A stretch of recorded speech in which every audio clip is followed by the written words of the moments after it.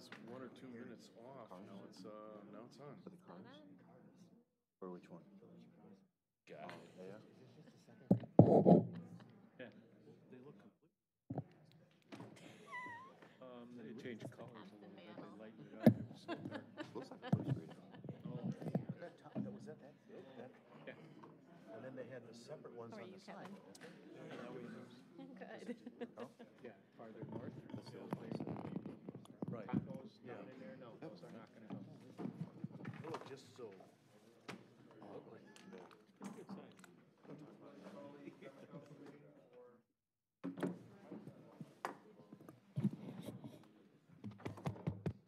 sign. I'd like to call a common council meeting for September 18th order has been appropriately noticed. Yes, Your Honor. Please stand for the pledge. I pledge allegiance to the flag of the United States of America, to the republic for which it stands, one nation, under God, indivisible, with liberty and justice for all. Alderman Ellis. Alderman Spiegelberg. Alderman Zwart. Alderman Stray. Here. Alderman Kavieski. Here. Alderman Miller. Here. Alderman Mrozek. Here. Alderman Shaw. Here. The first item tonight is a public hearing. The purpose of the hearing is to hear public comment on the conditional use permit to operate Evan at Oconomowoc at 1101 Silver Lake Street. The proposed conditional use permit would allow for a community living arrangement with, excuse me, with 9 or more residents. Per section 17.106 of the Oconomowoc zoning code, a community living arrangement with 9 or more residents requires a conditional use permit in a residential multi-unit high zoning district. Jason. Thank you, Mayor and Common Council members. What we're going to do with these new conditional use permits is during the public hearing, as the city planner, I'll give an overview of the application. The applicant will then be asked to respond to some of the standards listed in the zoning ordinance, and then any other public resident can speak on this topic. And this topic is on the agenda for later this evening for action by the Common Council. So it is the Evan at Oconomowoc. It is a senior living facility. It's located at 1101 South Silver Lake Street. The area is outlined in red on the screen. It is adjacent to the Paganica Golf Course with frontage on Silver Lake Street. It used to be the former YMCA property. Gives you a little context. There's some residential areas to the west of it. So what is the history of this development? The Plan Commission changed the, or they made a recommendation to change the land use plan and the zoning way back in March of this year. The Common Council approved the land use plan amendment and the rezoning to multifamily zoning back in March. Then from March to August, we were going through some technical reviews, and on August 8th, the Architectural Commission approved their building plans for this site. Then in September 12th, last week, the Plan Commission recommended the conditional use permit, and they approved the site plans, but those were contingent upon a positive outcome of tonight's meeting. So that leads us to tonight, September 18th. The Common Council is holding the third public hearing on this site, and it has action on the CUP this evening. So what is this conditional use permit for? Well, the Evan at Oconomowoc, it's a senior community. It's being developed by Matter Development. It's for specifically a community living arrangement with 9 or more residents. It contains various levels of senior care, including 61 senior apartments and 19 memory care units. That portion, the 19 units, requires a CBRF license. That stands for Community-Based Residential Facility. That is why the CUP is required. If it was strictly senior apartments, it would be a permitted by right use. But the CBRF memory care brings it before the Common Council. There's a total of 80 residential units. Now, the change in legislation requires we look at our measurable standards that's within our zoning ordinance. We have measurable things such as lighting, landscaping, the construction hours are measurable, the stormwater erosion control, the parking, impact fees, noise, fire protection, state license, wetland protection, road improvements, and alcohol. I won't go through all of these, but there are, for lighting, there's light levels measured with called photometrics. Landscaping, we have a point system. Construction hours are limited from 7 to 7, etc. The one thing that I should state is parking. If you went by the rules of the ordinance, they would require 123 stalls. They are proposing 115. They are short, or 128, and they're asking for 115, so they're 15 stalls short. I'll show you the parking on this site plan. This is their approved site plan, and I'm gonna toggle back and forth. The blue area is some parking that they would like to maintain as green space. You can see it says future parking stalls.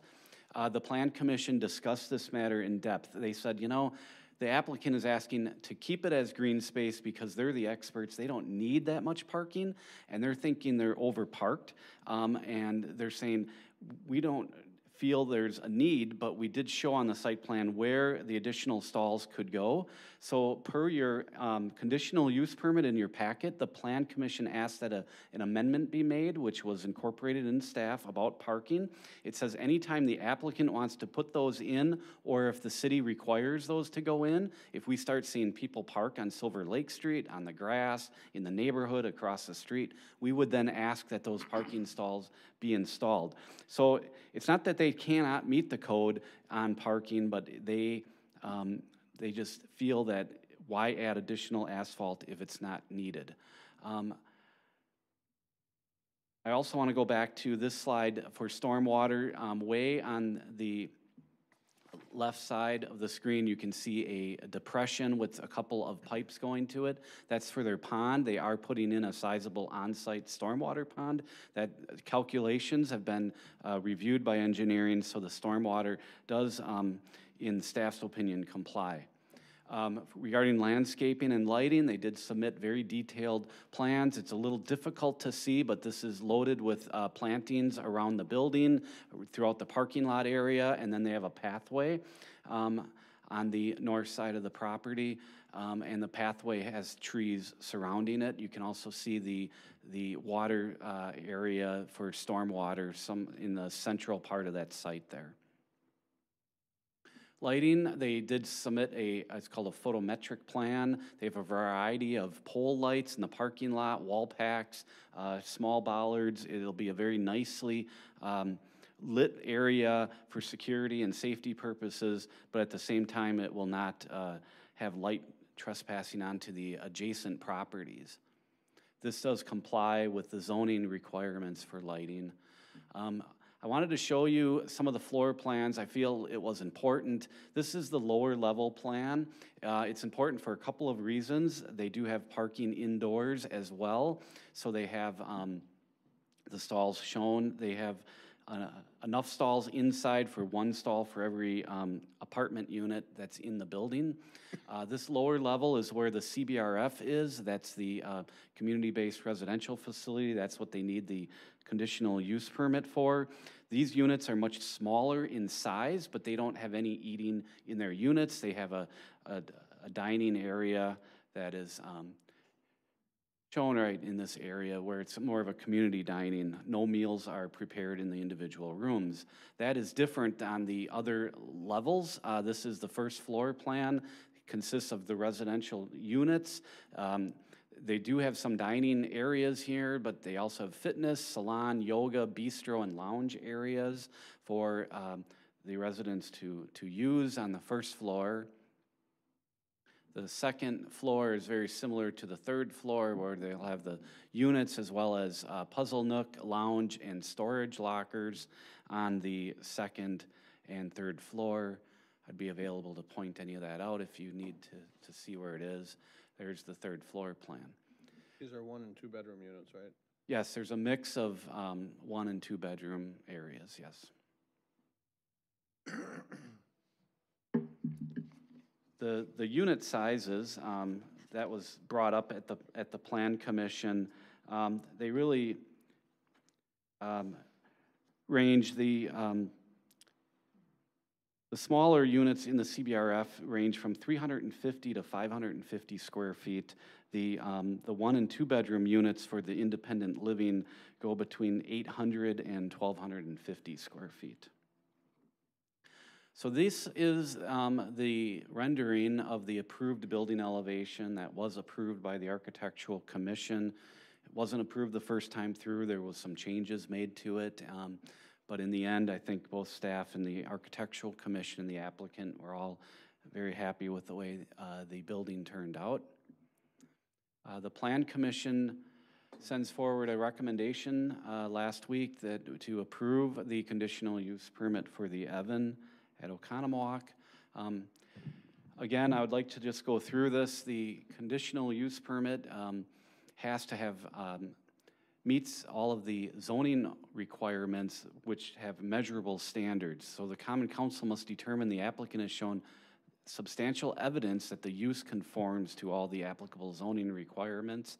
I'm going to leave these up on the screen, and I know Aaron Matter is here from Matter Development, and he is to kind of tell you how this project conforms to zoning, and then it's up to the Common Council to determine if it meets that or not. Thank you. Thank you. So Aaron, you want to come up? Good evening, Aaron Matter, Matter Development. I'm happy to go through all of the conditions. They were shared with us in advance of the meeting, both the conditions for the conditional use and the standards.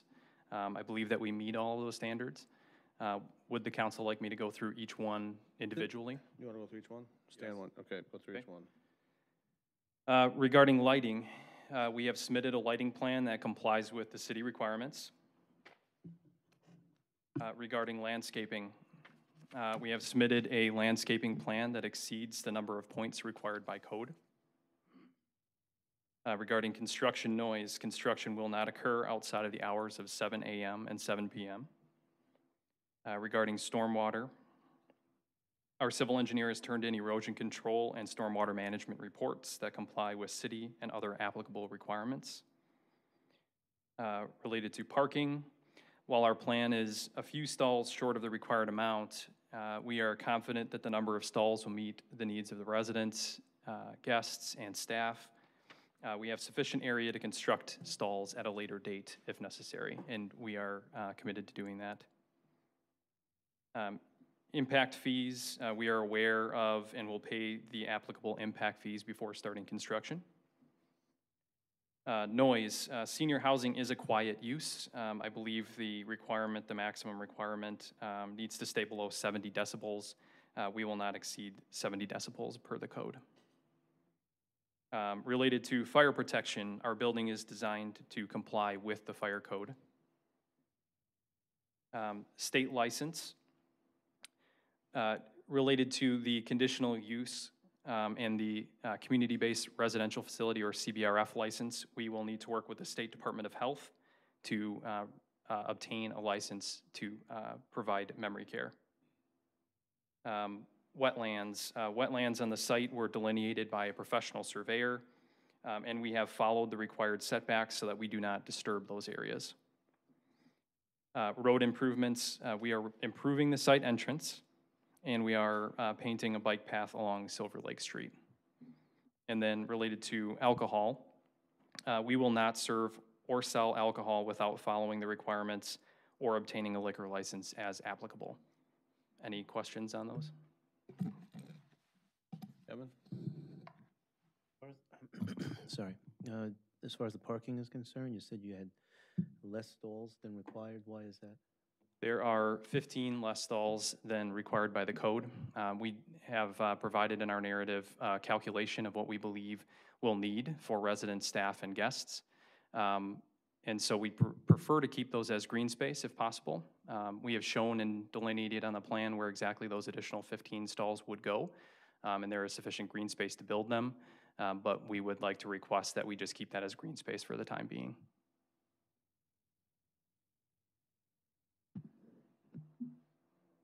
stormwater, that's gonna be a pretty sizable area potentially where water will congregate. Any requirements or anything to keep that water moving with the way the weather has been and the mosquitoes that are a result of that, stagnant water? I don't know if there's anything that's required or if there's any thought associated with that. Well, my understanding is the first standard is that we need to compare the current plan to the previous plan in terms of the impermeable surface. And so I believe that we were very close to the level of impermeable surface that was there previously on site. And so the basin that's shown there is not a wet basin, it's a rain garden. And so the plantings that are on the bottom of that basin are designed to absorb a significant amount of that stormwater to try and prevent standing water in those areas. Any other questions? Go ahead. With the road improvements, you're planning on a bike path. Any thoughts on a sidewalk?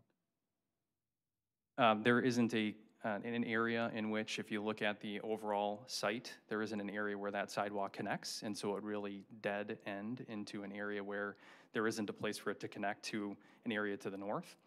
We have provided a walking path on the site, however, and so there is a place where that could connect across the street into the residential subdivision, so residents would be able to use the sidewalk that's there.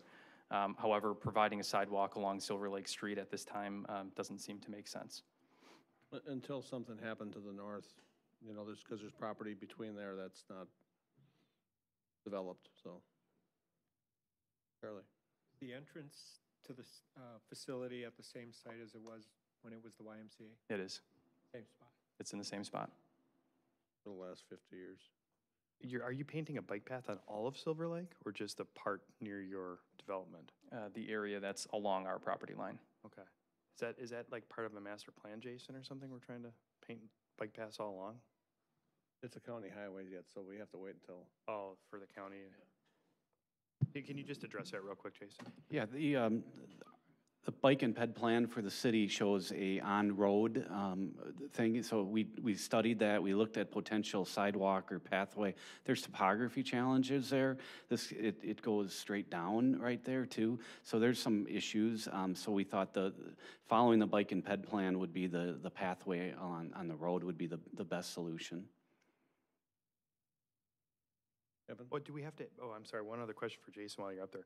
Do we have to amend something based on what the planning commission told us to do, or they already amended based on what you provided to us? Their motion was to amend the parking, and I've done that in your thing. So if you We can approve as is. As okay. is, Okay, correct. I was confused by that. Talked about that already. Thanks. Jason, can you stay up there a minute? No, hold on, Kevin, you're first. No, please. No, go ahead. Tails. You had mentioned about the state license, that you all have not gotten a state license yet. Can you be more specific on what you're referring to? Sure. We are required to apply to the State of Wisconsin Department of Health for a CBRF license. The CBRF license requirements outline that the application is submitted, the staff from the Department of Health walk through the building after it's completed and issue the license. So we only submit the application request before starting the project. The actual license is issued after the building is complete and staff walks through. Thank you. Hi, Jason. I got a question about the impact fees. Are they per unit, or how do we determine that? So he's got 30 units times Got 61. 60? It's a very interesting question. For the CBRF portion, we would do it based on square footage because that unit isn't really equal to a whole housing unit. The other multifamily, I think we have more of an institutional rate, so they would be paying per unit for the independent living, but it's a multifamily type rate. So it's not the same as a single family home, but it is considered a residential unit. But the point of the matter is, it's all set up in the statute. You have to follow the ordinance. You have to follow your ordinance. Nothing special. He Impact does fee exactly what ordinance. he has to do. Mm-hmm. Okay, so times 60, whatever, $2 times 60, 35. Times 61, you're right, Yeah. you're right. Mm-hmm. Okay. Fairly? Has the sale of this property been finalized, or is Once this we get this, this is the last contingent? step. This is the last step. It's contingent upon the Yep, yep. CUP being approved? Once it's approved, then we Okay. can close. Just one more. Go ahead, Lou. I'm gonna go back to that sidewalk, because I just looked up, the map. We have sidewalk by St. Jerome's. That's where it going- ends. Right, that's where it ends, but it's heading toward Silver Lake. Connectivity is a big thing that we've been talking about for quite some time. And sidewalk along that would take a fairly decent chunk of that and provide for safe walking along that road. I don't know if there's anything. There's 2 or 3 properties in between. There are, but as they continue to Well, once they can, present themselves with opportunities for discussion such as this. actually, most of it's owned by Paganica. Most of it's owned by Paganica, and they have no plans. Plus, the part of that was to, like you had mentioned, to cross over into the Riverwood Trails subdivision and use the sidewalks there, similar to what they do in the orchards. Utilize the sidewalks within the subdivision.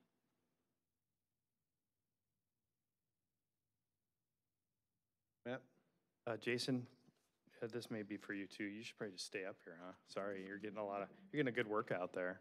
It's not far, but still, they say walking's good for the heart and lungs and everything. Is this, did we, in the offer to purchase, was the CUP conditional? Our approval of CUP Local approvals were, local approvals were. this is a local approval. Okay, that was my next question. Would this be considered local approval? And who's actually the applicant for the CUP? It says the matter development. Is that kosher for us to do that when they don't actually own the property? The offer to purchase was or assigns, they're in the sign. It's all legal. Yeah, I'm just, usually the CUP is given to someone who actually owns the property. Well, they will own the property as soon as we, I understand that, but at least as long as I've been on the council, usually we give CUPs to actually people that own the property. So we don't do a conditional use permit before it's actually purchased, but. So the motion, if you were to approve this conditional use, it would be issued conditioned upon them acquiring the property. Is that in our documents right now, or should we add that in? I would put it in your motion. it wouldn't be in the document, it'd be in the motion. That's fine. I'll make that motion We're when not we're doing that ready. now. Yeah, I understand. That's just that's later. Later, yep, absolutely. This is just the public hearing point. Yep.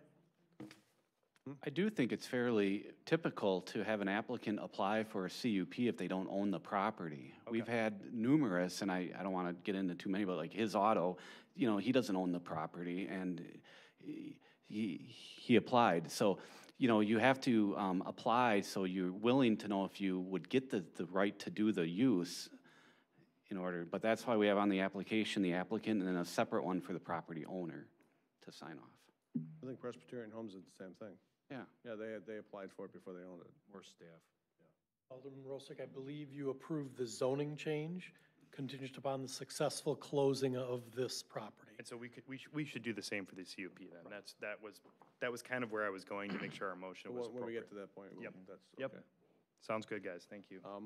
Is there any public comment on this application?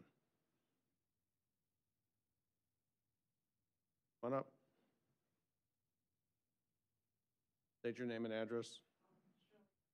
At Thackeray Trail. I was just wondering if there's any environmental concerns with the construction of this building, and They've gone through all the wetland delineations and things, yes.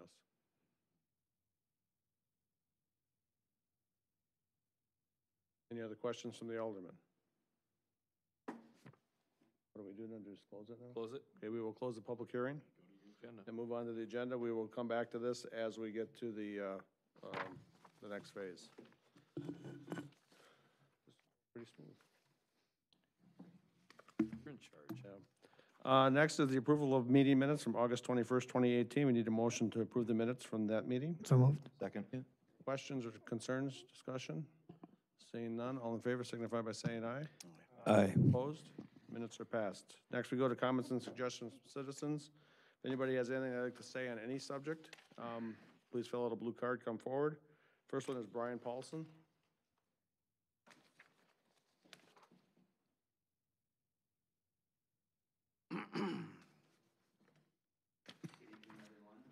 My name is Brian Paulson. I live on 815 Dante Drive. Just here to say that I oppose the extension of Thackeray Trail. I just thought I'd do some quick comments. I want to talk about the destabilization of the Whitman Park neighborhood and how this project could cause that. I mean, I look at the safety, walkability, noise pollution. They're all things that play into it, but I thought tonight I would just focus on property values. I always find every place I've bought houses, if the property values are stable or improving, the neighborhood's getting better. My concern is how much is the property going to drop if this becomes a major thoroughfare. I'm not an expert, but I called my friends in that sold probably more houses than everyone in this room combined, and they're like a busier road like that. You're looking at maybe 20,000, really busy, bad curb appeal, 60,000 per house if it were to get real busy. So there's definitely going to be some financial aspect of that thoroughfare coming through there.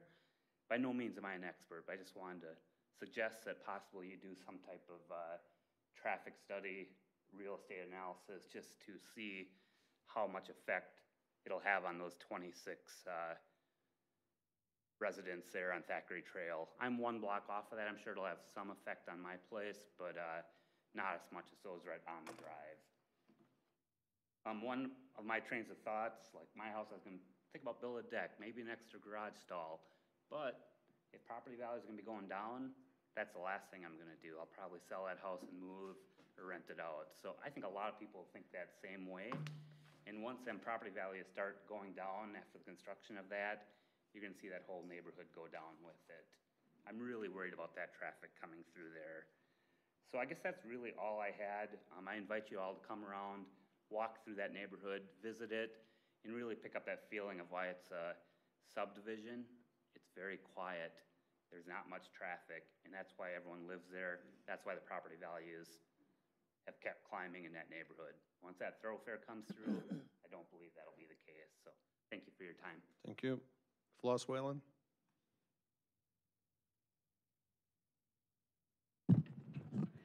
I couldn't help but think at the discussion at the last council meeting when you were talking about the public safety building, that discussion could well have taken place in 1983 when we restored this building and added what was then the new police department facilities.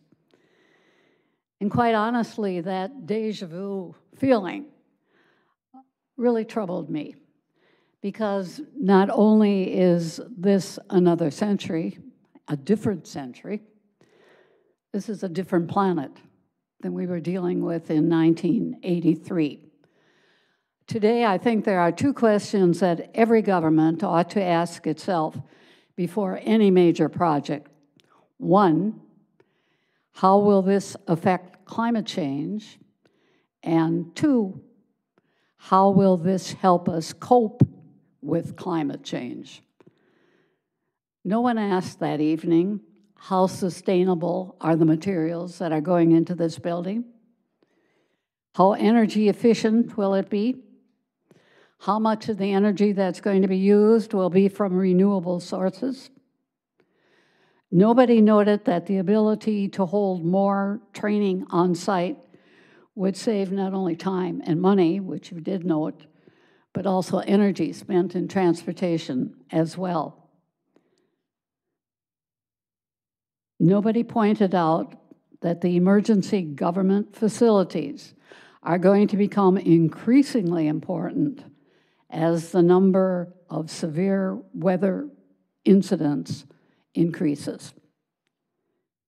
Maybe those matters have all been taken care of behind the scenes. I surely hope so, because those are the first questions any government should be asking itself in this day and age. Most certainly a government that prides itself on its lead by example status, as we do.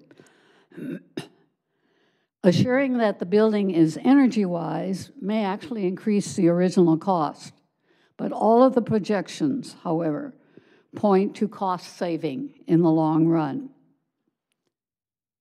Now I want to talk about more general matters on the same facility. There's not a one of you up there who doesn't know that we need new public safety facilities. The big hang-up is the price. The council set the price they were willing to pay at $10 million. That number was arbitrary. You could have said $9 million. You could have said $11 million. Your experts have told you that if it's going to be done right, it's going to cost $11.2 million. Apparently, some of you don't trust or believe your own experts. I did not hear in all of that discussion at the last meeting, and there was considerable. I commend Mayor Nold for his patience. I would not have had it in his post, but I did not hear a single person explain why you did not trust the experts' figures on that or the needs that have been established by your own people. It seems to me that the prudent course is first to assure that this building meets the realities of the 21st century. And second, as Mayor Nold recommended at the last meeting, bid the project. When the bids come back, you will still have all of the options that you have before you this evening. What's more, you will have much more information upon which to base your decisions. I'd like to add a verse to Ecclesiastes. There is a time for talking and a time for doing. And the time for doing hath come upon us. Amen. Thank you. Thank you. Can I ask Mayor Lost? The When city you of- said lead by example, were you talking about capital L, capital E, capital E? I'm talking about the fact that this community, which has its own electric utility, which is a great blessing, is a lead by example community, that we're supposed to set examples to others on how to conserve energy and water. Yeah. And I think we have done an excellent job, and I do want to commend the staff on that and the council support of that. Any other comments? Kind of fell flat. Seeing no other comments, we'll move on to the regular agenda. First item is the consent agenda. We have licenses. We have a resolution, which we'll explain in a second, regarding the exempting the city from the Waukesha County Library levy, an extraterritorial certified survey map, and the treasurer's report. Before we move any further, I'm going to have the city clerk explain the resolution exempting the city from the Waukesha County Library tax levy. Thank you, Your Honor. This is basically a housekeeping item. It's the annual certification required by Waukesha County that the city intends to fund the library in 2019 at the level that qualifies the city for the exemption from the county library tax levy, meaning the city will expend no less than the county rate for the prior year. By doing this, it avoids double taxation for the city residents. Okay? So those are the issues for the consent agenda. We need a motion to approve the consent agenda. So moved. Second. Moved and seconded. Any questions at all? Seeing none, call the roll, please. Alderman Ellis? Aye. Alderman Spiegelberg? Aye. Alderman Zwart? Aye. Alderman Stray? Aye. Alderman Kavieski? Aye. Alderman Miller? Aye. Alderman Rozak? Aye. Alderman Shaw? Aye.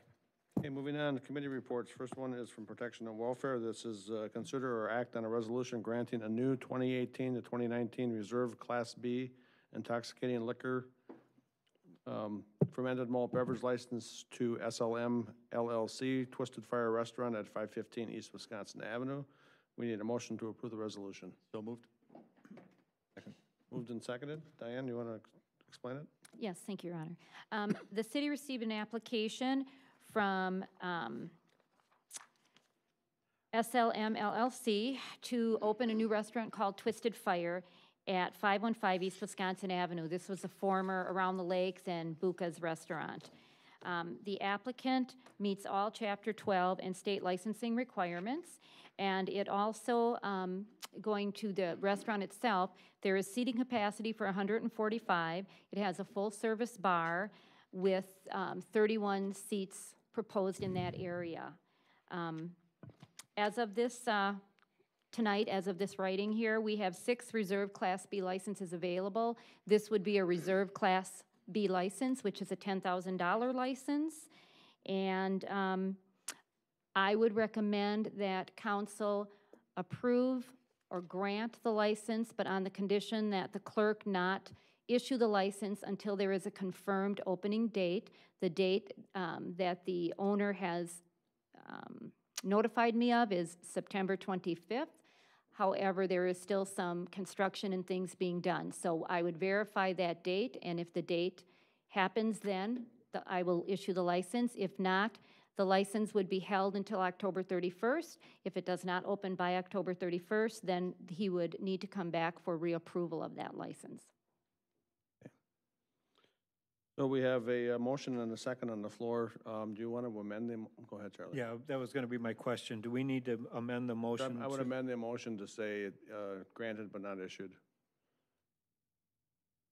So whoever made the motion, is that? Yes, Okay. I'll make that amendment.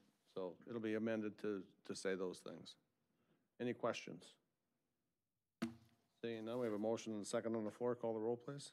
Alderman Ellis? Aye. Alderman Spiegelberg? Aye. Alderman Zwart? Aye. Alderman Stray? Aye. Alderman Kavieski? Aye. Alderman Miller? Aye. Alderman Rozak? Aye. Alderman Shaw? Aye. And moving on to Plan Commission, consider act on a conditional use permit for Evan at Oconomowoc at 1101 South Silver Lake Street. We need a motion to approve the conditional use permit. So moved. Well, What do you want to? The motion should I'd state. I'd ask that the motions be withdrawn and let me add in the stuff we discussed on with regard to your substantial motion, evidence Kevin? and everything else, yeah. So moved. Okay. All right, I'll move to approve the conditional use permit for Evan at Oconomowoc at 1101 South Silver Lake Street based on substantial evidence submitted and testimony and ordinance compliance on the condition that the purchase is complete. We need a second on that. I'll second that. Okay, we have a motion. Do we have to do anything else on that? Nope. Motion and a second. Any questions or discussion? Seeing none, call the roll, please. Alderman Ellis? Aye. Alderman Spiegelberg? Aye. Alderman Zwart? Aye. Alderman Stray? Aye. Alderman Kavieski? Aye. Alderman Miller? Aye. Alderman Rozak? Aye. Alderman Shaw? Aye. I'd like to congratulate you on your due diligence and look forward to having you in the community. Moving on to new business, we have a couple of developers agreements. The first one is consider act on a developers agreement for Village Crossing condominiums at Pabst Farms / Paddock Lake, or Paddock Court. Need a motion to approve the developers agreement. So moved. Second. Mr. Fry, you want to explain them both right away? I can do that, sir. Do Thank that you. right away. The two items before you tonight are both in the same region of the city. This is out along Valley Road, Gold Medal Drive. It's kind of across from the YMCA. Craig Caliendo from Kingsway Homes has been building condos out in that area for a few years now. Recently having approved Champion Court, which is under construction right now. So they have two more projects moving forward. Paddock Court is directly north of Champion Court, and it backs up to Valley Road. It'll be two-unit buildings for a total of 10 units, and it'll have a private drive. So the developer's agreement for that is reflective of that. There's no public street in the area and covers the utilities, grading, and stormwater. Belmont Lane is right across the street from that and also backs up to Valley Road. Will be 26 two-unit buildings for a total of 52 units. They're looking at doing 9 buildings in the first phase, starting to the east and working towards the west. Once again, these are condominiums. It'll be private driveway, private streets through this development. So the development agreement for that is also reflective of that and only covering the public utilities, which are the sanitary sewer and the water, and then grading and stormwater.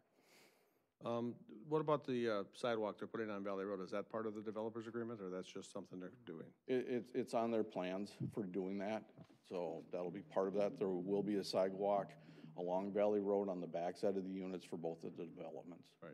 The developer's agreement requires them to build what they put on their plans. Right. Okay. Okay, so we have a motion and a second for the first, for the Paddock Court Developers Agreement. Do we have any questions? Seeing none, we have a motion and a second. Call the roll. Alderman Ellis. Aye. Alderman Spiegelberg. Aye. Alderman Zwart. Aye. Alderman Stray. Aye. Alderman Kavieski. Aye. Alderman Miller. Aye. Alderman Rozak. Aye. Alderman Shaw. Aye. Next item is consider acting on a developers agreement for Village Crossing condominiums, Path Farms at Belmont Lane. We need a motion to approve the developers agreement. I'll move to approve the developers agreement. Second. Moved and seconded. Mark already explained it. Do we have any questions? Seeing none, call the roll. Alderman Ellis. Aye. Alderman Spiegelberg. Aye. Alderman Zwart. Aye. Alderman Stray. Aye. Alderman Kavieski. Aye. Alderman Miller. Aye. Alderman Rozak. Aye. Alderman Shaw. Aye. Okay, moving on to the next item. Under new business, consider an act on a resolution approving Elderly Housing Authority's willingness to pursue financing for housing projects that meet requirements for the Housing Authority for elderly persons in the city of Oconomowoc. We need a motion to approve the resolution. So moved. Lori, you want to explain what this is? Yes. All of the steps that we needed to create the Elderly Housing Authority have been completed.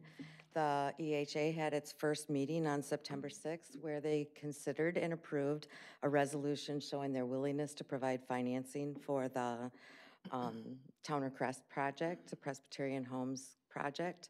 So the final step is for the council to approve a resolution that approves the willingness of the Elderly Housing Authority to provide the financing should it become necessary. Now, the other part of this is that the Elderly Housing Authority will not be providing that financing at this time. They are financing through WIFA, and the requirement is just to show our willingness to do so. This is the last step in that project. The approvals, they have already received an early start permit, and they've started started groundwork already on the site, so. So, we have a motion and a second on the floor. Do we have any questions? Charlie? Lori? So that's why there's no dollar figure listed on this at all, and there's no... That's correct. There'll be no liability no to the liability. city. There will be no borrowing through the city. Does not affect us at all. Okay. Any other questions? Seeing none, we have a motion and a second on the floor. Call the roll. Alderman Ellis. Aye. Alderman Spiegelberg. Aye. Alderman Zwart. Aye. Alderman Stray. Aye. Alderman Kavieski. Aye. Alderman Miller. Aye. Alderman Rozak. Aye. Alderman Shaw. Aye. Staff reports? Nothing this evening. Okay, I have a few things tonight. First, I have a proclamation, Knights of Columbus Proclamation. Whereas the Knights of Columbus was founded in 1882 and has grown to be the world's largest Catholic fraternal service organization, and whereas the Oconomowoc Knights of Columbus Council 2487 was established in Oconomowoc, Wisconsin in 1923 to serve the church and the greater Oconomowoc community, and whereas the Oconomowoc Knights of Columbus Council 2487 commemorates Columbus Day, honoring the discovery of the Americas and namesake of our order, and whereas the celebrations for Columbus Day include fellowship amongst the brothers and philanthropy for local special education. Now therefore, I, David Nold, Mayor of the City of Oconomowoc, do hereby proclaim October 8th, 2018 to be Columbus Day in the City of Oconomowoc and urge all citizens to take time to recognize the importance of Christopher Columbus as the discoverer of the American continent and the Oconomowoc Knights of Columbus, his namesake, for all the work that they do as a philanthropic organization. Next item isn't quite as nice. I did receive, we had a meeting late last week with the group that was setting up the Serve tennis facility.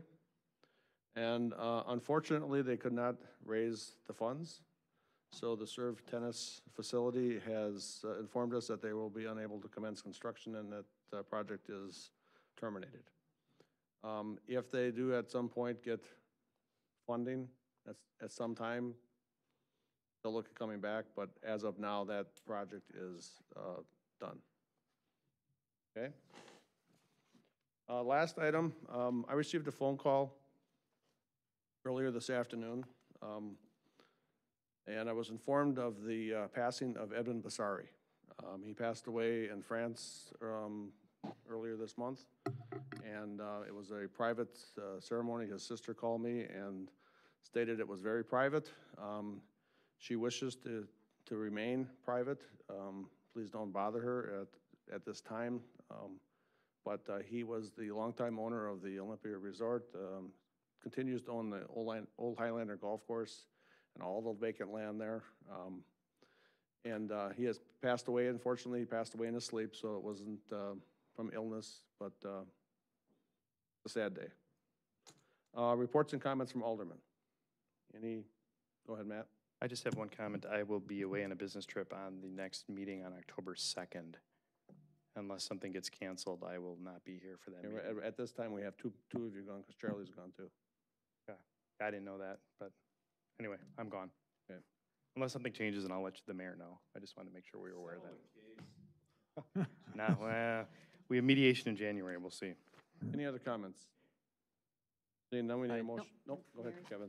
I don't know if this is the time or the place to bring this up, but I've had some conversation with some individuals at Thackeray. And one of the things that they brought up that we may not have thought about is considering a bike path instead of a road, or a walking path instead of a road. So I just want you guys to go ahead and consider that. Okay. Any other comments? Tom? Today's the 71st anniversary of the United States Air Force, which formerly was known as the Army Air Corps from World War I. But I'm not Air Force, so don't worry about it. It was nice to bring it up, though. Any other comments? Any other comments? Seeing none, we need a motion to adjourn. So moved. Second, do we have a second? Yeah. All in favor, signify by saying aye. Aye. Opposed?